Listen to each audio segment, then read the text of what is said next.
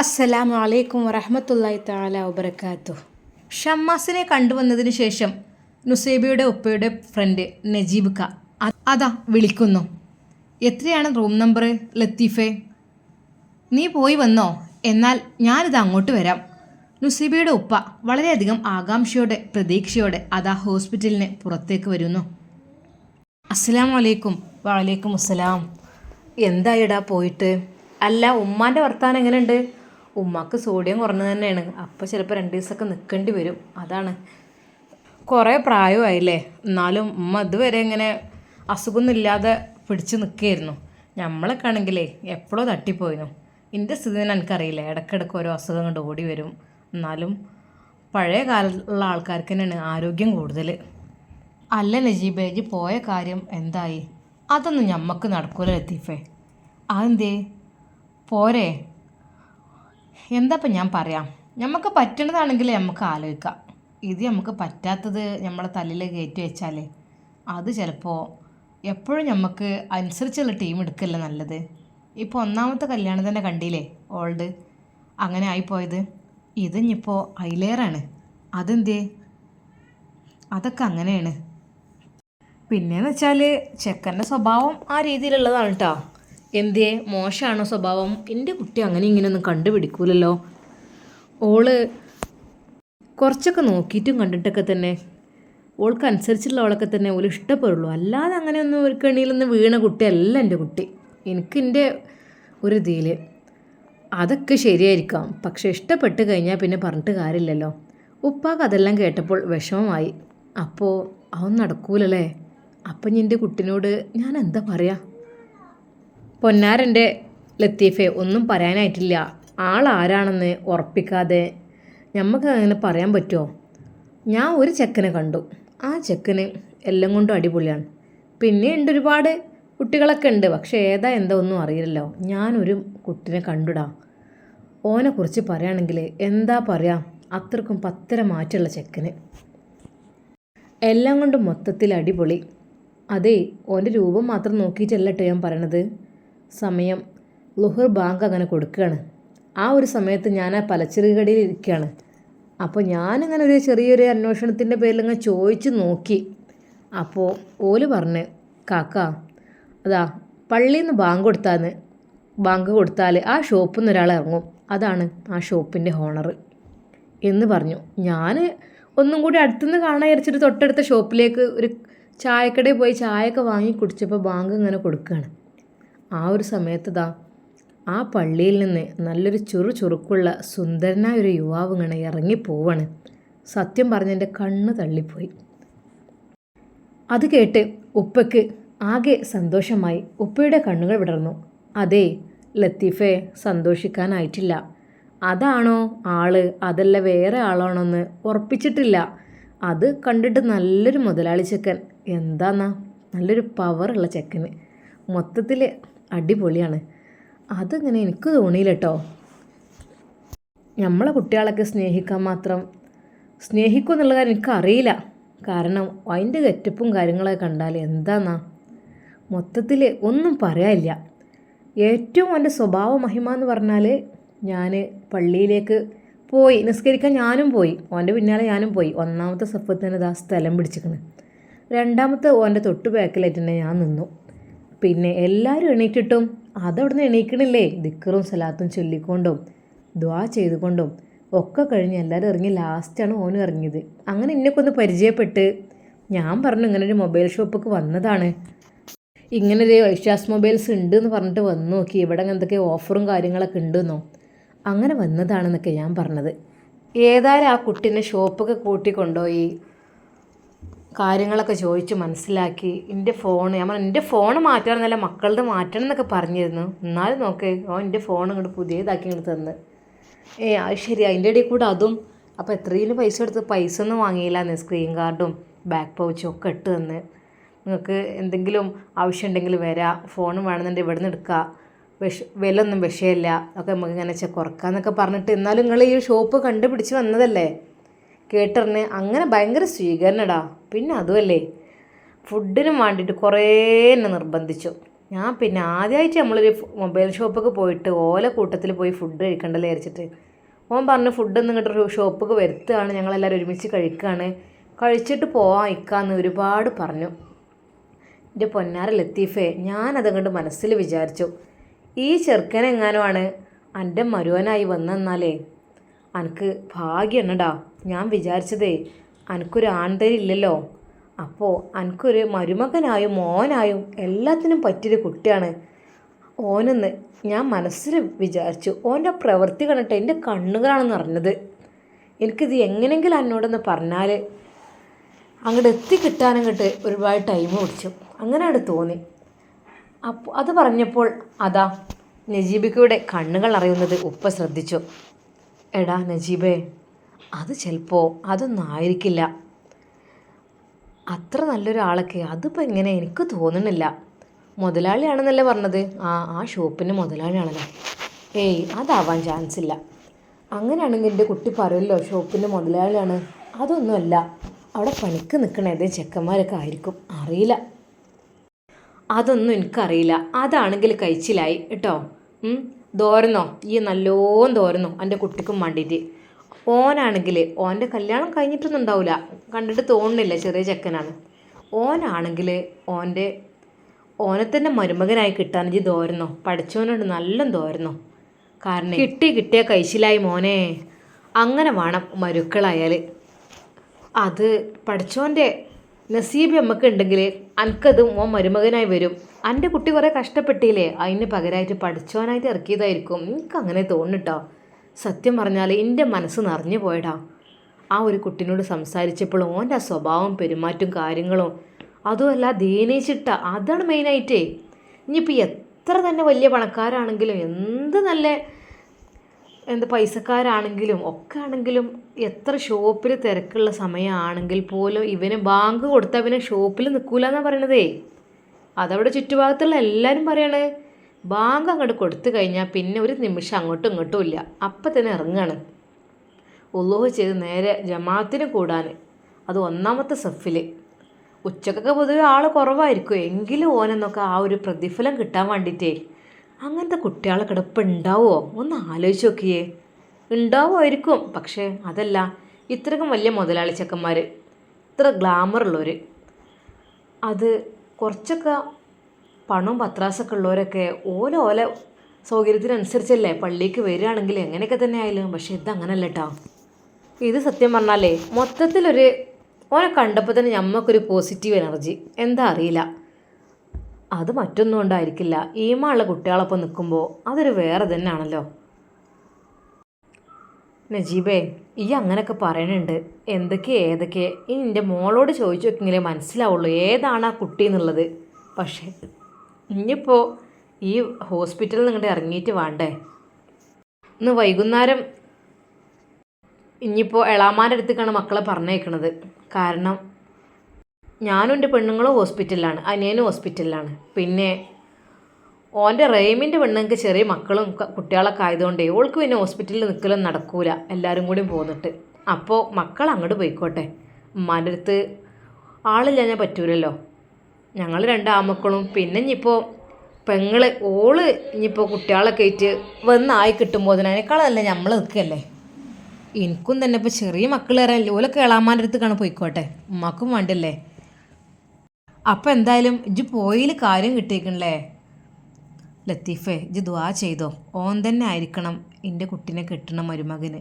എന്നെ കുട്ടീനെ ഇഷ്ടപ്പെട്ട ഓൻ തന്നെ ആയിരിക്കണമെന്ന് ഈ തോരുന്നോ. പിന്നെ അതുപോലെ എനിക്ക് പിന്നെ ചെറിയൊരു സംശയം എന്താണെന്നോ, ഇത്രയും ദീനിയായ ഒരു മോന്, അവിടെ എത്രയോ പെൺകുട്ടികളും കാര്യങ്ങളൊക്കെ ഉണ്ട്. ഈ ദീനിയായ ഒരു കുട്ടി കണ്ടുപിടിക്കുകയാണെങ്കിൽ തന്നെ ഹിജാബ് ഇടുന്ന കുട്ടികളെ കണ്ടുപിടിക്കുള്ളൂ. അതുകൊണ്ടാണ് ഞാൻ പറഞ്ഞത്, എനിക്ക് ബലമായ സംശയം വന്ന അതാണ്. അത്രക്കും നല്ല രീതിയിൽ നടക്കണ ആ മോന്, അപ്പം അങ്ങനെയുള്ള കുട്ടികളെ തന്നെ കണ്ടുപിടിക്കുള്ളൂ. അപ്പം എനിക്ക് ഏകദേശമൊക്കെ ഒരു ഉറപ്പായി. പക്ഷെ പറയാൻ പറ്റൂല കേട്ടോ ലത്തീഫെ, അധികമായി പ്രതീക്ഷ കൊടുക്കണ്ട. ഏത് നിമിഷവും അതല്ല എന്ന് പറഞ്ഞാൽ നമ്മളാകെ തകർന്നു പോവും. എന്തായാലും നമ്മൾ ദുആ ചെയ്യുക തന്നെ ആകാൻ വേണ്ടിയിട്ട്. എവിടെ ഉമ്മാനെ റൂമൊക്കെ ആക്കിക്കണോ? ആ റൂമിലാണ്, ഗ്ലൂക്കോസൊക്കെ ഉണ്ട്. ഉമ്മയെ ഒന്ന് കാണട്ടെ എന്ന് കരുതിയിട്ട് അതാ ഉപ്പയുടെ സ്നേഹിതൻ ആ റൂമിലേക്ക് പ്രവേശിക്കുന്നു. നുസൈബയുടെ ഉമ്മ മറഞ്ഞു നിന്നു.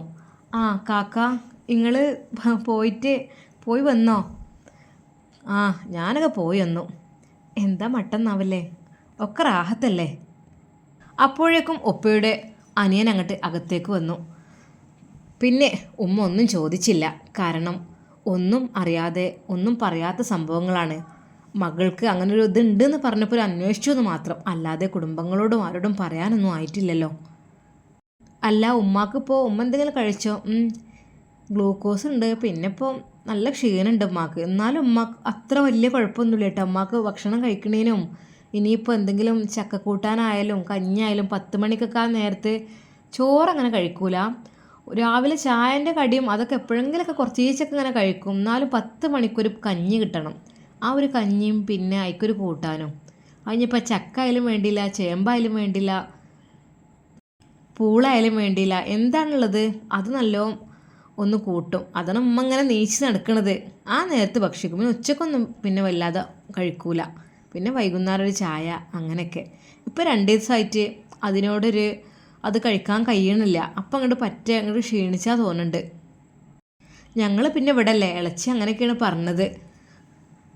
പിന്നെ ഇപ്പോൾ തീരെ തിന്നാതായപ്പോൾ അപ്പൂവിന് ഡോക്ടർ പറഞ്ഞത് ഇങ്ങനെ സോഡിയൊക്കെ കുറഞ്ഞിട്ടുണ്ട്, അങ്ങനെ ഗ്ലൂക്കോസ് കയറ്റുണ്ട്. പിന്നെ ഒരുപാട് പ്രായമായില്ലേ, എന്നാലും കയ്യും പോലൊക്കെ നീച്ച് നടക്കുമായിരുന്നു. അങ്ങനെ അങ്ങോട്ട് കിടപ്പിലായിട്ടില്ല. ഉണ്ടായ ഒരാളുള്ള പോലെയാണ് നമുക്കൊരു സമാധാനമാണ്. എന്തെങ്കിലുമൊക്കെ ഒരു വിഷമം വരുമ്പോൾ മണ്ടി ചെല്ലൽ ഉമ്മാൻ്റെ അടുത്തേക്കാണ്. ഉമ്മാനോട് പറഞ്ഞിട്ട് കുറേ കാര്യം പറയും. അങ്ങനെ മക്കളെപ്പായാലും അങ്ങനെ തന്നെയാണ്. അതിപ്പോൾ എന്തായാലും ഉമ്മാരന്നല്ലേ. ശരിയാണ്, ഉമ്മാരില്ല ഞാൻ കഴിഞ്ഞില്ല കഥ. ഉമ്മാരുടെ അടുത്തേക്ക് പോയിട്ട് എന്തെങ്കിലും പറയുമ്പോൾ അതൊരു ആശ്വാസം തന്നെയല്ലേ. പിന്നെ ഇനിയിപ്പോൾ ഏത് ഭാര്യയായാലും മക്കളായാലും ഉമ്മാരോട് പറയണ ആ ഒരു പറച്ചിലൊന്നും ആരും പറയില്ല. പിന്നെ അതുമല്ല, എല്ലാത്തിനും ഉമ്മാരെ കൈകളുണ്ടായാലേ ദുആ ചെയ്യാനൊക്കെ വലിയൊരു ഭാഗ്യം തന്നെയാണ്. എന്നാലും കുറേ ജീവിച്ചേക്കണം കേട്ടോ. അപ്പം ഞങ്ങൾ 3 ഇവിടെ ഹോസ്പിറ്റലിൽ നിൽക്കുകയാണ്.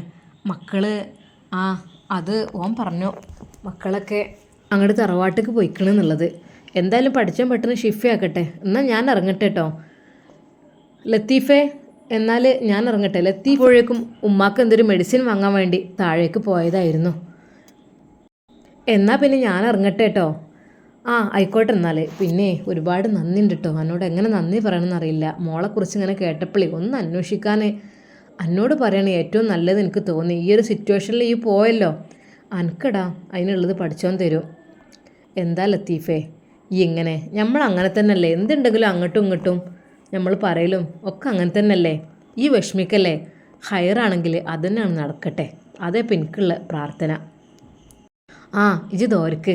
എന്നാൽ ഞാൻ ഇറങ്ങട്ടെ. നജീബിക്ക അവിടെ നിന്ന് ഇറങ്ങുന്നു. നജീബിക്ക ഓട്ടോ വിളിച്ച് നേരെ പോയത് ഷോപ്പിലേക്കായിരുന്നു. ഷോപ്പ് അടച്ചിട്ടത് കണ്ട് അവിടെ ആളുകളൊക്കെ വന്നു പോയിട്ടൊക്കെ ഉണ്ട്. അപ്പോഴതാ തൻ്റെ ഷോപ്പിനടുത്തുള്ള ആ ഒരു തിണ്ടിൽ ഒരാൾ ഇരിക്കുന്നു.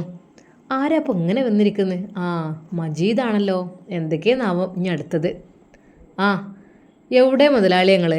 എത്ര നേരമായി? നിങ്ങളെന്താ ഈ ദിവസമായിട്ടും തിങ്കളാഴ്ചയും ഷോപ്പ് അടിച്ചിട്ടിരിക്കണ്? അല്ല, പുതിയാപ്പിളായി ഇവിടെ പോയി വരാണല്ലോ. ഇവിടെ കല്യാണം ഉണ്ടായിരുന്നോ? കല്യാണം എന്നല്ലടാ, ഞാൻ ഹോസ്പിറ്റലിൽ വന്ന് പോയി. മറ്റേ കാര്യം നജീബിക്ക പറഞ്ഞില്ല. അതെ, ഷമ്മാസിനെ കാണാൻ പോയ കാര്യം. അത് പറഞ്ഞാൽ ഇനി പ്രശ്നമാവും എന്ന് വിചാരിച്ചിട്ട്. അതെ, നമ്മളെ ലത്തീഫിന് ഉമ്മാക്ക് സുഖമില്ലേ, അപ്പോൾ ഹോസ്പിറ്റലിലേക്കൊന്ന് പോയി ഒന്നുകൊണ്ട് വരുന്ന വരവാണ്. അതെന്തേ? അതിനെന്താ സോഡിയം കുറേ അങ്ങനെയൊക്കെ ആയിട്ട്. അല്ല, എന്നിട്ടിപ്പോൾ ആരാ ഇവിടെ ഉള്ളത്? അതിപ്പോൾ ലത്തീഫും അവൻ്റെ അനിയനും ഉണ്ട്, അവൻ്റെ പെണ്ണുങ്ങളുണ്ട്. അപ്പോൾ ഇവിടുത്തെ മക്കളെ തറവാട്ടിൽ ആക്കുമെന്നൊക്കെ പറഞ്ഞു കേട്ടത്. അത് ശരി, അങ്ങനെയൊക്കെയാണല്ലേ. ഞാൻ വെറുതെ വന്നാണ്, നിങ്ങളെ കാണാൻ ലേറ്റ്. ഇപ്പോൾ ഇവിടെ ഒന്ന് ഇരുന്നാണ്. എന്നാൽ ഞാൻ പിന്നെ വരട്ടാ. മജീദ് നേരെ അതാ ഹുസൈനാജിയുടെ വീട്ടിലേക്ക്. ആജരെ ബെല്ലടിക്കുന്നു. അപ്പോഴെന്നെ മനസ്സിലായി ഹുസൈനാജിയുടെ ഭാര്യയ്ക്ക് മറ്റേ ആൾ വന്നെന്ന് തോന്നുന്നു. എന്തേ? മൂപ്പര് ഇവിടെ ഇല്ല, തോട്ടത്തേക്ക് കണ്ട് ഇറങ്ങിക്കണ്. അല്ലേ, ഫോണ് കടിച്ചിട്ട് കിട്ടണില്ല. ഫോൺ ഇതാ ഇവിടെ, ഫോണുകാരും അടിക്കുന്നുണ്ട്. പക്ഷേ ഞാൻ എടുത്തിട്ടില്ല, എനിക്ക് എടുക്കാൻ പറ്റൂല. ഒരു ദിവസം തന്നെ ഞാൻ ഫോൺ എടുത്തിട്ടേ എന്നെ ചീത്ത പറഞ്ഞിട്ട് അതിൻ്റെ ശേഷം ഞാൻ എടുത്തിട്ടില്ല. ആര് തന്നെ വിളിക്കുകയാണെങ്കിലും ഞാൻ ഫോൺ എടുക്കലില്ലേ. ഞാൻ എടുക്കുമ്പോൾ ചോദിക്കും എന്തിനാണ് ഈ എടുത്തത്. പിന്നെ എങ്ങനെ അതാരെങ്കിലുമൊക്കെ വിളിക്കുമായിരിക്കും, വല്ല പെണ്ണുങ്ങളും ഉണ്ടാവും വിളിക്കാൻ. അങ്ങനെയൊക്കെ വിളിക്കുമ്പോൾ നമ്മളെടുക്കുമ്പോൾ അത് മോശമല്ലേ. അതുകൊണ്ട് ഞാൻ ഫോൺ എടുക്കുകയില്ല. എൻ്റെ ഫോണിക്ക് ആർക്കെങ്കിലും ആവശ്യമുള്ളൊരു വിളിക്കുകയാണെങ്കിൽ ഞാൻ എടുക്കും, അത്ര തന്നെ. മൂപ്പരെ ഫോൺ ഞാൻ തൊടാറന്നില്ല. കുറച്ച് നേരമായി തോട്ടത്തിൽ കൂടെയാണ് പോയിട്ട്. മജീദത തോട്ടത്തിലേക്ക് പോകുന്നു. ഈ ഹാജിയർ എവിടെ പോയി കിടക്കുക? ഹാജിയരെ എന്ന് പറഞ്ഞ് അയാളതാ വിളിച്ച് നടക്കുന്നു. കുറച്ച് താഴെയാണ്, ആ ഭാഗത്തേക്കാണ് പോയിട്ടുള്ളത്. അവിടെ റബ്ബറിന് വളമിടുന്ന ഒരു പെണ്ണുണ്ടായിരുന്നു. ആ പെണ്ണാണ് അത് പറഞ്ഞത്. ഹാജിയരെ, എന്താ മജീദേ ഇജ്ജിങ്ങനെ പാഞ്ഞ് ബേജാറായി വരണേ? പൊന്നാര ഹാജിയരെ, നിങ്ങളെ ഫോണിക്ക് എത്ര നേരമായി ഞാൻ വിളിക്കുന്നത്. നിങ്ങളെ ഫോൺ എന്തെങ്കിലും കയ്യിൽ പിടിച്ചൂടെ? നിങ്ങളെ വീട്ടിൽ പോയിട്ട് ഞാൻ വരുന്നത്. നിങ്ങളെ പെണ്ണുങ്ങൾ പറഞ്ഞു ഫോൺ അടിക്കുന്നുണ്ട്, എടുക്കാൻ പറ്റൂല, എടുത്താൽ ചീത്തയാണെന്ന് പറഞ്ഞു. ഓൾ അങ്ങനെ പറഞ്ഞോ? എന്നാലും ആ പെമ്പറന്നോൾക്കാവുന്ന എടുത്തു എന്ന് വിചാരിച്ചിട്ട് ഇപ്പം എന്താ? അത് നിങ്ങൾ എടുക്കുമ്പോൾ എന്തെങ്കിലും പറയാനുണ്ടാവും. പിന്നെ ഇപ്പം ഇങ്ങനെ എടുക്കാൻ പേടിയല്ലേ.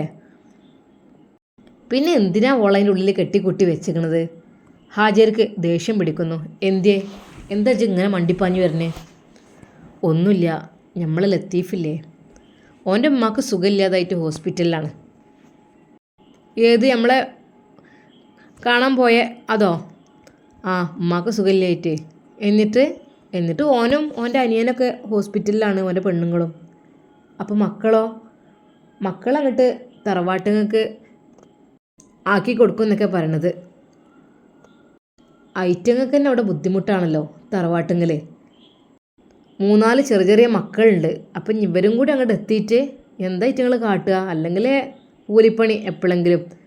ഈ മഴയും എന്തിയാ ആചാര്യേ, ഇങ്ങോട്ട് കൊണ്ടുവരാൻ പോതിണ്ടോ ആ കുട്ടികളെ എല്ലാത്തിനും കൊണ്ടുവരാനൊന്നും പോതില്ല. ആ വലുതിനും ഇങ്ങോട്ട് കൊണ്ടുവരാൻ പോതിണ്ട്. ചെറിയറ്റങ്ങളവിടെ തറവാട്ടിൽ നിന്നോട്ടെ, എല്ലാവരും കൂടി നോക്കാൻ ഓൾക്ക് കഴിയുമോ? നല്ല തമാശ. ഇങ്ങോട്ട് പറഞ്ഞതനുസരിച്ച് ഓള് വിടുകയല്ലേ, നിൽക്കാനും കൂടി കഴിയാതെ. എന്തൊക്കെ തന്നെയായാലും മജീദേ, പെണ്ണ് ഞമ്മക്കുള്ളതന്നല്ലേ. അപ്പം പിന്നെ എന്തായാലും ആശുപത്രിക്കൊന്ന് പോയേക്കാം. ഇജ്ജ് പോരണോ? ഞാനൊന്ന് റെഡി ആട്ടോ. ഹുസൈനാജി പെട്ടെന്ന് കുളിച്ച് ഫ്രഷായി ഡ്രസ്സൊക്കെ മാറ്റി അതാ ഹോസ്പിറ്റലിലേക്ക് പോകുന്നു. മജീദും കൂടെ കയറുന്നു. എന്താ അറിയോ, ഈ പോക്ക് പോകാഞ്ഞാൽ ഓലോട് കുറച്ച് നമുക്ക് ദയുണ്ട്, നമുക്ക് അവരോട് സ്നേഹമുണ്ടെന്ന് തോന്നണം. അതിനും വേണ്ടിയിട്ടാണ് പോണത്. അല്ലാതെ ആ തള്ളനെ കാണാൻ പോകുന്നില്ല ഞാൻ. ലത്തീഫ് അറിയണം നമ്മൾ അത്രക്കും നല്ല ആൾക്കാരാണെന്നുള്ളത്. കയ്യിൽ എന്തെങ്കിലും വെച്ച് കൊടുത്താൽ പോരെ, അപ്പോൾ എൻ്റെ മനസ്സൊക്കെ മാറൂലേ. ആ പെണ്ണിന് ആരായിട്ടെന്നാവും പ്രേമം, അതൊന്നും ഇല്ലാതാക്കാൻ ഒരു പണിയില്ല. പെട്ടെന്ന് വണ്ടി സ്റ്റാർട്ട് ചെയ്ത് അതാ ഹുസൈനാജിയും മജീദും നേരെ ഹോസ്പിറ്റലിലേക്ക് പോകുന്നു. എവിടെയെന്നാ പറഞ്ഞത്? ആ ഹോസ്പിറ്റലിൻ്റെ പേര് മജീദ് പറഞ്ഞു കൊടുക്കുന്നു. അതെ, ഈ പോക്ക് പോകാൻ ശരിയാവില്ല. നമ്മളെക്കുറിച്ചൊരു മതിപ്പുണ്ടാണ്, നല്ലതാണ്. പെട്ടെന്ന് അതാ ഹോസ്പിറ്റലിൽ എത്തുന്നു. ലത്തീഫിൻ്റെ ഫോണിലേക്ക് അതാ ഹുസൈനാജി വിളിക്കുന്നു. ലത്തീഫേ, ഉമ്മാക്ക് എന്താ സുഖമില്ല എന്നൊക്കെ പറഞ്ഞ് ഞങ്ങളിങ്ങോട്ട് കാണാൻ വന്നിട്ടുണ്ട്. ഞങ്ങളിവിടെ ഹോസ്പിറ്റലിന് താഴത്തുണ്ട്, എത്ര റൂം നമ്പർ? അത് കേട്ടപ്പോൾ ലത്തീഫ് ശരിക്കും ഞെട്ടി. മൂപ്പരിപ്പം എന്തിനാ എൻ്റെ ഉമ്മാനെ കാണാൻ വന്നത് എന്നുള്ള രീതിയിൽ. അത് ഞങ്ങൾ 3-ാമത്തെ നിലയിൽ 303 നമ്പർ. ഹുസൈനാജി എന്തിനാണ് കാണാൻ വന്നത്? എൻ്റെ ഉമ്മയോടുള്ള സ്നേഹം കൊണ്ടാണോ അതോ എന്നോടുള്ള സ്നേഹം കൊണ്ടാണോ എന്താ ഒന്നും അറിയുന്നില്ല. അയാളതാ പെട്ടെന്ന് വാതിൽ വന്ന് മുട്ടുന്നു. വരുമ്പോൾ തന്നെ ഉപ്പ പറഞ്ഞിരുന്നു, നോക്ക് ആ ഹുസൈനാജി വരുന്നുണ്ട്, അത് പിന്നെ ഒന്നാണ്ട് മാറി നിന്നാണ്ടിട്ടോ. ഹുസൈനാജി സലാം ചൊല്ലിക്കൊണ്ട് വരുന്നു. ഉപ്പാക്ക് അത് വലിയൊരു ഇഷ്ടമൊന്നുമില്ല. എങ്കിലും ഇപ്പോൾ എന്തിനാണ് ഇത്ര ധൃതിയിൽ വന്നത് എന്നാണ്. എന്താ ഉമ്മാൻ്റെ വർത്താനം, ഉമ്മാക്ക് എങ്ങനെ ഉണ്ട്? മജീദ് പറയേ തീരെ സുഖമില്ലാന്നോ, ഹോസ്പിറ്റലിലാണെന്നോ. അത് കേട്ട പാടന്നെ മണ്ടി പാഞ്ഞുകൊണ്ട് പോന്ന്. നമുക്കത് കേട്ടുകൊണ്ടിരിക്കാൻ പറ്റൂലല്ലോ, മനുഷ്യന്മാരെ കാര്യമല്ലേ. അതുമല്ല നമ്മൾ തമ്മിലുള്ള ആ ഒരു ബന്ധപ്പഞ്ഞിപ്പോൾ അങ്ങനെയാണല്ലോ, ഇനിയിപ്പോൾ വരാൻ പോകണമെന്നുള്ളൂ വലിയ ബന്ധം. അത് കേട്ടപ്പോൾ ഉപ്പയുടെ മുഖം ശരിക്കൊന്ന് വാടി. അയാളെ അന്ന് ഞാൻ എന്തൊക്കെയോ പറഞ്ഞിട്ടുണ്ട്, വീണ്ടും ഇത് ഉളുപ്പില്ലാതെ കയറി വന്നിരിക്കുന്നു. പക്ഷേ ഒരാൾ വീട്ടിലേക്കായാലും റൂമിലേക്കായാലും കടന്നു വരുമ്പോൾ അതിൻ്റേതായ ഒരു മര്യാദ അത് നമ്മളെ ഭാഗം ശ്രദ്ധിക്കണമല്ലോ. അതുകൊണ്ട് തന്നെ ഉപ്പ ഒന്നും പറഞ്ഞില്ല. എന്തേ ഉമ്മാക്ക്? അല്ലേ, സോഡിയം കുറഞ്ഞതാണ്, അതിൻ്റെ കുറച്ച് പ്രശ്നങ്ങളൊക്കെ ഉണ്ട്, 2 ദിവസം കിടന്നാൽ ശരിയാവുമെന്നാണ് പറഞ്ഞത്. അല്ലെങ്കിലും പഴയ ആൾക്കാർക്ക് അങ്ങനെ ഇങ്ങനെയൊന്നും അസുഖം വരില്ല. അല്ലെങ്കിലും ഇവലൊക്കെ നിന്നത്ര നമ്മൾ നിൽക്കൂലല്ലോ, നമ്മളൊക്കെ ഇപ്പോൾ പോവില്ലേ. ഓല ആരോഗ്യം ഇതൊന്നും നമ്മൾക്ക് ഉണ്ടാവില്ല. അങ്ങനെ ഓരോ കഥകൾ പറഞ്ഞ് ഹുസൈനാജി അവിടെ തന്നെ ഇരിക്കുകയാണ്. അയാളൊന്ന് പോയെങ്കിൽ എന്നായി പോയി. അല്ല ലത്തീഫേ, നമുക്ക് കാര്യങ്ങളൊക്കെ ഒന്ന് അങ്ങോട്ട് തീരുമാനിച്ചാലോ? എന്ത് കാര്യം? അല്ലേ, നമ്മളെ മക്കളെ കാര്യമൊന്നേ. അല്ല, മക്കളിപ്പോൾ എവിടെ? തറവാട്ടുകളായിരിക്കില്ലേ നിങ്ങൾ രണ്ടാളും ഇവിടെ ആയ സ്ഥിതിക്കേ? ആ, ഓല അവിടെയാണ്. അതിൻ്റെയൊക്കെ ഇപ്പോൾ ആവശ്യമുണ്ടോ? ഒന്നെണ്ണം നിശ്ചയിക്ക്, അല്ലെങ്കിൽ ഒരു നിക്കാക്കാണ് ചെയ്താലേ നമ്മളെ വീട്ടിൽ തന്നെ കുട്ടിക്ക് വരാലോ. എന്തിനാണ് അറ്റങ്ങളെ വെറുതെ ബുദ്ധിമുട്ടിക്കണേ? ആ പാവങ്ങൾ 3-4 ചെറിയ മക്കളല്ലേ, ഓൽക്ക് തന്നെ അവിടെ ചിലവിന് തെയ്യോ ഈ കൂലിപ്പണി വല്ലപ്പോഴും. എന്നാൽ ഞമ്മക്കുള്ളതിനെ ഞമ്മക്കാണ് തന്നു കഴിഞ്ഞാൽ ഞങ്ങൾ നോക്കുമല്ലോ അതിനെ. ഇജ അതിൻ്റെ കാര്യത്തിൽ ബേജാറാണ്ടല്ലോ. പിന്നെ എൻ്റെ മോന് വരുമ്പോൾ അതിനനുസരിച്ച് എന്താ വെച്ചാൽ നമുക്ക് പെട്ടെന്ന് ആക്കാം. ഇപ്പോൾ തൽക്കാലം എന്തെങ്കിലും ഉറപ്പിച്ചിട്ട് ഇജൊന്നാണ്ട് പറഞ്ഞയച്ചാളാം, അതല്ലേ നല്ലത്. ലത്തീഫിനോട് ഹുസൈനാജിത് പറഞ്ഞപ്പോൾ ലത്തീഫ് ശരിക്കും ഞെട്ടി. ഹേയ്, ഇപ്പോൾ വേണ്ട ഒന്നും. അത് ഇനിയിപ്പോൾ ഓളെ സമ്മതപ്രകാരം ഓളെ ഇഷ്ടപ്രകാരമൊക്കെ മതി. അല്ലാതെ ഇപ്പോൾ നമ്മളെ ഇഷ്ടമില്ലാതെ ഓരോന്ന് കാട്ടിക്കൂട്ടിയിട്ട് ഓളെ പഴയതന്നെ അങ്ങനെ കണ്ടില്ലേ. ഇപ്പം അതിനെക്കുറിച്ചൊന്നും ഞാൻ ചിന്തിക്കണില്ല. ആചാര്യ, നിങ്ങൾ പോയിക്കോളിപ്പോൾ, അതിനെക്കുറിച്ച് ചിന്തിക്കണ്ട. എൻ്റെ കുട്ടിക്ക് ഇനിയിപ്പോൾ ഓളെ ഇഷ്ടമാണ് ഞാൻ നോക്കുന്നത്.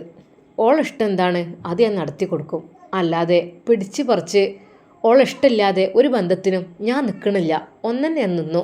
അന്ന് എനിക്ക് അറിവില്ലായ്മ കൊണ്ടായിരുന്നു. അന്ന് എനിക്ക് എൻ്റെ കുട്ടി വലുതായി വരുന്നുള്ളൂ. അതുമല്ല, ഒരു നല്ല തറവാട്ടിൽ എത്തിയാൽ രക്ഷപ്പെട്ടു എന്നായിരിക്കും അന്ന് എൻ്റെ ചിന്ത. അങ്ങനെയാണ്. ഇപ്പം അങ്ങനെയല്ല. ഇപ്പം എൻ്റെ കുട്ടിക്ക് സമാധാനം എവിടെ നിന്നാണ് കണ്ടെത്തുന്നത് അവിടേക്ക് ഞാൻ വിടുള്ളൂ. എൻ്റെ കുട്ടിക്ക് സമാധാനമുള്ളിടത്തേക്ക്.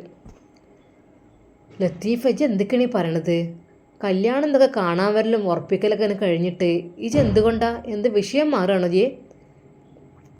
വിഷയം മാറൊന്നല്ല, ഒന്നും കഴിഞ്ഞിട്ടില്ല. കാണാൻ വരലൊക്കെ സ്വാഭാവികമാണ്. അതോ നിങ്ങളെ മോന് വന്നിട്ടുമില്ല. വന്നത് നിങ്ങൾ മാത്രമാണ്. നിങ്ങളൊന്ന് വന്നു, പിന്നെ നിങ്ങളെ ഭാര്യ ഒന്ന് വന്ന് കണ്ടുപോയി. നിങ്ങളെ മോൻ ഇതുവരെ അങ്ങോട്ട് വന്നിട്ടുമില്ല, ഒന്നും ആയിട്ടില്ല. അത് 1 കൊല്ലം കഴിഞ്ഞിട്ട് കാണാൻ വരാൻ ഉറപ്പിക്കാന്നേ പറഞ്ഞിട്ടുള്ളൂ. ഒരു നിശ്ചയമോ നിക്കാഹോ ഒന്നും നടന്നിട്ടില്ല. കാണാൻ വരൽ പിന്നെ സ്വാഭാവികമല്ലേ. അതുകൊണ്ട് അതിനെക്കുറിച്ച് ഇനി ചിന്തിക്കണ്ട. അത് എൻ്റെ കുട്ടി സമാധാനമുള്ളത് കണ്ടെത്തുമ്പോൾ, എൻ്റെ കുട്ടിക്ക് ഇഷ്ടമുള്ളത് കണ്ടെത്തുമ്പോൾ ഞാൻ അതങ്ങോട്ട് നടത്തി കൊടുത്തോണ്ട് ഇപ്പോൾ തൽക്കാലം നിങ്ങൾ ഇതിനെക്കുറിച്ച് പറയേ വേണ്ട. ഈ ഒരു കാര്യത്തിന് വേണ്ടി നിങ്ങൾ എന്നെ തേടി വരും വേണ്ട. ഉപ്പ കുറച്ച് സ്ട്രോങ്ങോടെയാണ് ഹുസൈനാജിയോട് അത് പറഞ്ഞത്. ഹുസൈനാജിക്ക് ദേഷ്യം ഉള്ളിൽ കിടന്ന് പിടക്കുകയായിരുന്നു. പക്ഷേ ഹോസ്പിറ്റലല്ലേ, രോഗിയെ കാണാൻ വന്നു എന്നുള്ള രീതിയിൽ വന്ന് പ്രശ്നമാക്കാൻ പറ്റില്ലല്ലോ. എന്നാൽ ഞങ്ങൾ ഇറങ്ങുകയാണ്. നിങ്ങളെ ഇങ്ങനെ ഈ ചതി ഞാൻ ഒരിക്കലും വിചാരിച്ചില്ല. മനുഷ്യന്മാരായാലേ പറഞ്ഞ വാക്കിന് ഒരു വില ഉണ്ടാവണം. അതിന് ഞാൻ പറഞ്ഞിട്ടില്ലല്ലോ. നിങ്ങളെ ഇഷ്ടപ്രകാരമല്ലേ കാണാൻ വന്നതും ഒക്കെ. ഹാജിയരെ, എനിക്കൊന്നും പറ്റൂല. ഞാൻ എൻ്റെ ഇഷ്ടം ഒന്നും ഞാൻ ചെയ്യണില്ല. ഇനി ഞാൻ ചെയ്യണത് എൻ്റെ കുട്ടീൻ്റെ ഇഷ്ടമാണ്, എൻ്റെ മക്കളെ ഇഷ്ടം നോക്കിയിട്ടാണ് ഞാൻ ഇത് ചെയ്യുള്ളൂ. അല്ലെങ്കിൽ അവർക്ക് നല്ല ജീവിതമാണെന്നുണ്ടെങ്കിൽ അവരവരുടെ മനസ്സിനൊത്ത ആൾക്കാരെ കണ്ടെത്തണം. അല്ലാതെ ഞാൻ എൻ്റെ ഇഷ്ടപ്രകാരം ചെയ്തത് അങ്ങനെ ആയിപ്പോയി. ഇനിയിപ്പോൾ ഓല് കണ്ടുപിടിക്കട്ടെ. ഇനിയിപ്പോൾ എത്ര പാവങ്ങളായാലും വേണ്ടില്ല, എന്തൊക്കെ തന്നെ ആയാലും വേണ്ടില്ല. ഓരോ ജീവിതത്തിനുള്ളത് ഓല് കണ്ടുപിടിച്ചോട്ടെ, ഓല് ജീവിച്ചോട്ടെ, അനുഭവിച്ചോട്ടെ, എനിക്കൊരു കുഴപ്പമില്ല. ഹുസൈനാജിയെ മനഃപൂർവ്വം ഒഴിവാക്കുകയാണെന്ന് അതാ അയാൾക്ക് മനസ്സിലാകുന്നു. ലത്തീഫേ, വാക്കിന് വിലയില്ലാത്തവനായിരുന്നിട്ട് ജി. പിന്നെ ഒരു കാര്യം കൂടി, ഹുസൈന് ഒരു വാക്ക് പറഞ്ഞിട്ടുണ്ടെങ്കിൽ അതങ്ങോട്ട് നടത്തിയിട്ട് നിൽക്കുള്ളൂ കേട്ടോ. അതിൻ്റെ അപ്പുറത്തേക്കായിട്ട് ഒരാളും അതിന് എതിരിതുവരെ നിന്നിട്ടുമില്ല, നിൽക്കാൻ കഴിയൂല, നിൽക്കാൻ സമ്മതിക്കില്ല. പറഞ്ഞില്ല എന്ന് വേണ്ട. ഉമ്മാനൊക്കെ ശരിക്കും നോക്കിക്കോ, ഞാൻ പോവാണ്. ഹുസൈനാജി ദേഷ്യത്തോടെ അതാ അവിടെ നിന്ന് ഇറങ്ങുന്നു. അയാൾ എന്തിനാണിപ്പോൾ ഇങ്ങോട്ട് വന്ന് എന്നുള്ള രീതിയിൽ ഉപ്പയും അതാ പിന്നാലെ ഇറങ്ങുന്നു. ആചാര്യ, ഞാൻ പറയാനുള്ളത് പറഞ്ഞോ. എൻ്റെ കുട്ടീനെ കുറിച്ചാണ്. അത് എനിക്കാണ് തീരുമാനിക്കാനുള്ള അവകാശം. അതെ, എൻ്റെ കുട്ടി എന്താണ് വിചാരിക്കണം അതുപോലെ നടക്കുള്ളൂ. ഇപ്പോൾ അവൾ വിവാഹം വേണമെന്ന് പറഞ്ഞാൽ അത് ഞാൻ നടത്തി കൊടുക്കും, അതല്ല വേണ്ട എന്ന് പറഞ്ഞാൽ നടത്തി കൊടുക്കില്ല. ഓളെ ഇഷ്ടം പോലെ. അതിനിപ്പോൾ ആരും കൈ കടത്താൻ നടന്നിട്ട് കാര്യമില്ല. ഹുസൈനാജിക്ക് ഏറെക്കുറെ മനസ്സിലായി തുടങ്ങി. ഒരു ചെക്കനായിട്ട് പ്രേമാണെന്നുള്ള കാര്യം അറിഞ്ഞിക്കണ്. അത് സംഭവം ആളാരാ ഒന്ന് കണ്ടുപിടിച്ച് നോക്കണം. സംഭവം ഓനക്കും അതങ്ങോട്ട് ഇഷ്ടപ്പെട്ടിക്കണ് തോന്നുന്നുണ്ട്. ഇനിയിപ്പോൾ ഇവൻ്റെ അടുത്ത് വന്ന് പറഞ്ഞിട്ട് കാര്യമില്ല, അത് അവൻ്റെ അടുത്ത് നേരിട്ട് പോയി ഒന്ന് പറയണം. അതായിരിക്കും നല്ലത്. ഹുസൈനാജി രണ്ടും കൽപ്പിച്ച് അതാ റൂമിൽ നിന്ന് ഇറങ്ങുന്നു. ഹോസ്പിറ്റലിൽ നിന്ന് അയാൾ പെട്ടെന്ന് വണ്ടിയുടെ അടുക്കിലേക്ക് മജീദിൻ്റെ കൂടെ പോകുമ്പോൾ പറഞ്ഞു, മജീദേ, ഇനിയിപ്പോൾ ഇവിടെ ഒന്നും നുള്ളിയിട്ട് കാര്യമില്ല. ഇവരൊക്കെ ഉറച്ച് നിൽക്കുകയാണ്. അതിഞ്ഞ് ആ തലക്ക് പോയി നുള്ളണം. എന്താ അജയ് നിങ്ങൾ പറയണത്? അതല്ലേ, ആ പെണ്ണിനെ ആരാ പഴപ്പിക്കണ്? ആ പെണ്ണിനോട് ആർക്കാ ഇഷ്ടമുള്ളത് ഓനെ പോയി പിടിക്കണം. എന്നാലേ ഇപ്പോൾ ഇതൊക്കെ അങ്ങോട്ട് ക്ലിയറായി വരുള്ളൂ. ഇതിപ്പോൾ ഒക്കെ ഒരു കണ്ണിയായി മാറിക്കണ്. മജീദേ, നമ്മളെ സ്വപ്നങ്ങളിൽ ആർക്കും കൈ കടത്താൻ പറ്റൂലട്ടാ. അത് തല്ലി തകർക്കാൻ ആരും നമ്മൾ സമ്മതിക്കൂല. ഇതുവരെ സമ്മതിച്ചിട്ടില്ല. ആരാണ് ഇതിൻ്റെ തലപ്പത്ത്? ഓനെ കണ്ടുപിടിക്കണം. ഓനെ കണ്ടുപിടിച്ചിട്ടാണ് ഇനി ബാക്കി. ഷമ്മാസിനെ എങ്ങനെയെങ്കിലും കാണണം, കണ്ടുപിടിക്കണം, അവനോട് പറയാനുള്ളത് പറയണം എന്നായിരുന്നു പിന്നീട് ഹുസൈനാജിയുടെ ചിന്ത. അന്ന് ദേഷ്യത്തോടെ തന്നെ അതാ ഹുസൈനാജി വീട്ടിലേക്ക്. മജീദും ഹുസൈനാജിയും സംസാരിച്ചു കൊണ്ടിരിക്കുകയാണ്. അനക്കറിയോ ആ ആളെ? പിന്നെ ഞാൻ കണ്ടിട്ടുണ്ടല്ലോ. ഞാൻ 2 ദിവസം എൻ്റെ കണ്ണുകൊണ്ട് കണ്ടതല്ലേ. ഇപ്പോൾ പോയ എപ്പോഴും കാണും. എന്താ, ആ അങ്ങാടിൻ്റെ നടുവ് തന്നെയല്ലേ? ആ കോളേജിൻ്റെ മുമ്പ് തന്നെയല്ലേ ആ ഷോപ്പും കാര്യമൊക്കെ? എന്നാൽ എനിക്കൊന്ന് കാണണം ഓനെ. ഓനെങ്ങനെയുണ്ട് കാണാൻ? പൊന്നാരാജേരെ, ഒന്നും ഉണ്ടായിട്ട് വരല്ല, അസൂയൊണ്ടും വരല്ല. നിങ്ങളോട് പറയാൻ പാടുണ്ടോയെന്ന് എനിക്കറിയില്ല. പത്തര മാറ്റി ചെക്കനാണ്. എൻ്റെ മോനേക്കാളും സൗന്ദര്യമുണ്ടോ? പിന്നെ ആചാര്യ, നിങ്ങളെ മോൻ എവിടെ കിടക്കണ്? അതിനേക്കാളും എത്രമാത്രം സുന്ദരനാണ് ഓന്. അതിൻ്റെ അടുത്ത് 7 അയലത്ത് കൂടെ പോയിട്ടില്ല നിങ്ങളെ മോനെ. ആ സൗന്ദര്യം ഇല്ലാതാക്കാനും അതിനൊന്നും ഒരു പണിയില്ല. അതൊക്കെ എത്ര പെട്ടെന്ന് ഇല്ലാതാക്കാം. അതൊക്കെ ഹുസൈനാജി വിചാരിച്ചാലേ സിമ്പിളായിട്ട് കാര്യങ്ങൾ നടക്കും. എന്താ നിങ്ങൾ ഉദ്ദേശിക്കണത്? അല്ലേ, ഞമ്മക്ക് തടസ്സമായിട്ട് ആരെങ്കിലും നിന്നാൽ ഓലങ്ങടെ ഇല്ലായ്മ ചെയ്യാന്നുള്ളതാണ് ഹുസൈനാജിൻ്റെ പ്ലാനിങ്. അല്ലാതെ അതിൻ്റെ അപ്പുറത്തേക്കായിട്ട് ഒന്നുമില്ല. അസ്കറിൻ്റെ ഉമ്മ അതെല്ലാം അകത്തു നിന്ന് കേട്ടു. പഠിച്ച റബ്ബേ, ഇല്ലായ്മ ചെയ്യേ, എന്തൊക്കെയാണ് കേൾക്കണത്? ഇയാൾ ഒന്നിനും മടിക്കാത്ത ആളാണല്ലോ. അല്ലാഹുവേ, പാവം ആരുടെയോ ഒരു മോനായിരിക്കും, ഒന്നും അറിഞ്ഞിട്ടുണ്ടാവില്ല. എന്തപ്പോൾ ദുനിയാവിലുള്ള എല്ലാ പെണ്ണുങ്ങളും ഇയാൾക്ക് തന്നെ ഭാര്യയായി വേണമെന്ന് ഇയാൾക്ക് നിർബന്ധമുണ്ടോ? എന്തപ്പോൾ ആ പെൺകുട്ടി വേറെ കല്യാണം കഴിച്ചെന്ന് വിചാരിച്ചിട്ട്? അതെ, അതിനെക്കുറിച്ച് തന്നെയാണ് പറയുന്നത്. പഠിച്ചോനെ കാത്തു രക്ഷിക്കണേ. പഠിച്ചോനെ, ഇയാളെന്താ ഇങ്ങനെ ആയിപ്പോയി? ഇതിനാണെങ്കിൽ പോലീസിനെ ഒന്നിനും പേടിയില്ല. കാരണം എന്താ, എന്തെങ്കിലുമൊക്കെ കേസിൽ കുടുങ്ങിയാൽ പൈസ കൊടുത്തിങ്ങോട്ട് ഇറങ്ങൂലേ ആള്. വല്ലാത്തൊരു പെടലാണ് ഞാൻ തന്നെ പെട്ടത്. ഇനി ഒരു പെൺകുട്ടിയും ഈ ഒരു പെടൽ പെടരുത്. ഇങ്ങോട്ട് ഒരു മരുമകളും വേണ്ട. എൻ്റെ കുട്ടി ഒറ്റയ്ക്ക് വീടെടുത്തിട്ട് പോയിട്ട് കല്യാണം കഴിച്ച് കൊണ്ടുവന്നോട്ടെ, അല്ലാതെ ഈ ഒരു തറവാട്ടിക്ക് വേണ്ട. എല്ലാം ഉണ്ടായിട്ടെന്താ, സമാധാനമില്ലല്ലോ. പഠിച്ചവനെ, ആ കുട്ടിയെ കാത്തു രക്ഷിക്കണേ റഹ്മാനെ. അള്ളാഹുവേ, സംരക്ഷണം നൽകുക റഹ്മാനെ. പാവാണ്, ഏതാണാവോ. കാരണം ഇയാൾ പറഞ്ഞാൽ പിന്നെ പറഞ്ഞത് വാക്കാണ്. ഒരു മടിയും കാണിക്കൂല ഒരാളെ ഉപദ്രവിക്കുന്നതിന്. അതെ, അതിന് വേണ്ടി കുറേ ഒരു ശിങ്കിടികളുണ്ട് കൂടെ, ആണുങ്ങളായിട്ടും പെണ്ണുങ്ങളായിട്ടും എല്ലാവരും ഇടങ്ങാറനക്കാനായിട്ട്. അവർക്ക് എന്തൊക്കെ തന്നെയായാലും പൈസ കിട്ടിയാൽ മതിയല്ലോ. ഇയാൾ എന്താ പറയണേ, അതങ്ങോട്ട് പ്രവർത്തിക്കുക. അതാണ് ഓരോരുത്തരൊരു പണി. എന്താ പഠിച്ചോനെ ചെയ്യുക? ഇറ്റങ്ങൾ രണ്ടാളും ഇവനാണെങ്കിൽ ഓരോ ഏഷനും പരദൂഷണും വന്ന് പറയാനും ഇയാളാണെങ്കിൽ അതിനനുസരിച്ച് ഇളകാനും. ആ ഉമ്മക്ക് ആകെ ടെൻഷനായി. ഹുസൈനാജി അതാ വീണ്ടും തോട്ടത്തിലേക്ക് ഇറങ്ങുന്നു. മജീദേ, ഇവിടെ ഇരിക്കും, ഞാൻ അപ്പം വരാം. മജീദിനോട് 2 വർത്താനം പറയാണ്ട്. ഹുസൈനാജി ഇറങ്ങിയപ്പോൾ അതാ മജീദേ, എന്താ താത്ത? അല്ല, നിങ്ങൾ എന്തൊക്കെയാണ് ഈ പ്ലാൻ ചെയ്യണേ? ഈ ചെയ്യണൊക്കെ ശരിയാണോ? ഞാനെന്താ ചെയ്തത്? ഞാനും മൂപ്പർക്ക് നല്ല കാര്യങ്ങൾ പറഞ്ഞെടുക്കും. അതിനിപ്പോൾ അല്ലേ, ഇതിന്മേലൊക്കെ എന്ത് തെറ്റും കുറ്റം വന്നാലേ ഈയും കൂടെ അത് അനുഭവിക്കേണ്ടി വരും കേട്ടോ. എല്ലാത്തിൻ്റെയും ഏജൻറ്റ് ഈയും കൂടിയാണ്. ഈയാണ് മൂപ്പരെ പിന്നാലെ എല്ലാത്തിനും കട്ട സപ്പോർട്ടായിട്ട് നടക്കുന്നത്. അങ്ങനെയാണ് മൂപ്പരും കുറേ കേടു വരുന്നത്. എന്തെങ്കിലും ഇങ്ങനെ ഓരോ മനുഷ്യന്മാരെ ഇടങ്ങാറാക്കാനായിട്ട് ജനിച്ചതാണോ നിങ്ങൾ രണ്ടാളും? താത്ത നിങ്ങൾ എന്തീ പറയണത്? പിന്നെ നിങ്ങൾ പറഞ്ഞ വർത്താനൊക്കെ ഞാൻ മൂപ്പരോട് പറയുകയാണെങ്കിൽ നിങ്ങളെ വെച്ചക്കൂലട്ടോ. എന്നെ തല്ലി കൊന്നാലും വേണ്ടിയില്ല, ഞാൻ ഇനി മിണ്ടാതിരിക്കൂല. ഞാൻ കണ്ടത് ഇനി പറയും. എത്ര വിചാരിച്ചത് സഹിച്ചു നിൽക്കുക?